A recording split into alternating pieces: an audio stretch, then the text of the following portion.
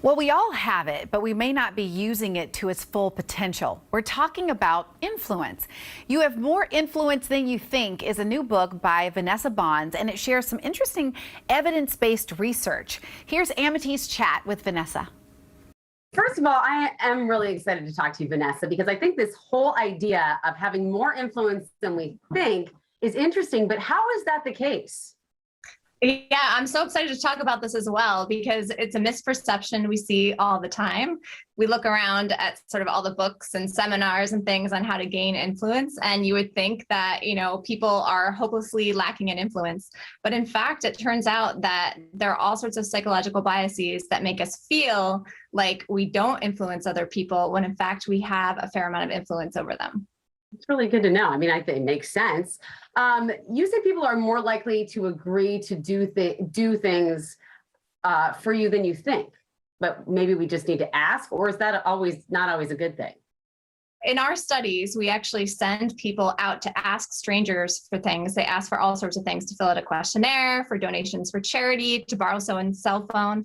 And before they go out, they guess how many people will agree. And then we look at how many people actually agree. And we found with over 15,000 requests that people tend to underestimate how likely people are to agree to these requests. But the thing is, it's not just because people are happy to say yes, it's also because they feel so bad saying no. And so it means that you want to kind of think carefully about the things you ask for. Right. So it's kind of about the balance of influence versus guilt, or just being kind, right? You say that in looking at all this, we underestimate the impact of our presence on others.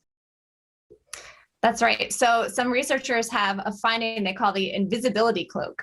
And basically, as we walk through the world, we don't realize how much other people are noticing the things that we're doing and paying attention to maybe what we're wearing, or whether we're wearing a mask or following a certain protocol, and the extent to which them seeing us can actually impact what they think is sort of the norm, or what they should wear, or what they should do in a given situation. Really fascinating. With all this work you've done, you said that there are people who are very amenable, very helpful, but you say, from what you've seen, that we don't ask for help enough. That's right. Asking for help is a very fraught sort of thing for many people. We feel awkward, we feel uncomfortable, we don't want to impose on people. And so we often tend to hold back. But in fact, when we think about it from the other perspective, think about when someone comes to ask you for help. We don't judge people when they ask us for help. So one of the things I suggest to get more comfortable with that is basically to imagine what it would be like if someone was coming to you. You wouldn't be judging them. So maybe people aren't going to be judging you as much as you worry about. And that's a really good point. And I think we also feel really good when we can help someone. Isn't that right? Absolutely. Yeah. There's something called the warm glow of helping. So even though we might say yes, because it's really hard to say no in the moment, pretty quickly we feel like, oh, I feel good for helping that person out. Absolutely. There's this unappreciated power of positive feedback that kind of fits in through all this, not just in work, but beyond. How does that play a part in all these things we're doing, being appreciated, helping out? How does that power of feedback come into play? Yeah, absolutely. So this is another big way that we underestimate our influence over other people. So as I said, in some studies, we've had people go ask people for things and guess whether people will say yes. In other studies we've done, we've had people go out and give people things, specifically compliments. And so they go up to strangers and they say, hey, I like your shirt.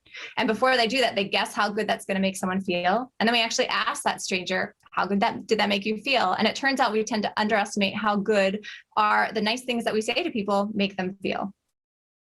That is, I think, great. And I know that a lot of times, especially, here in the Pacific Northwest, we get a bad rap for not being maybe so outgoing and friendly. But if you had any advice to any of us here in Western Washington and beyond that you've learned from the book, what would it be?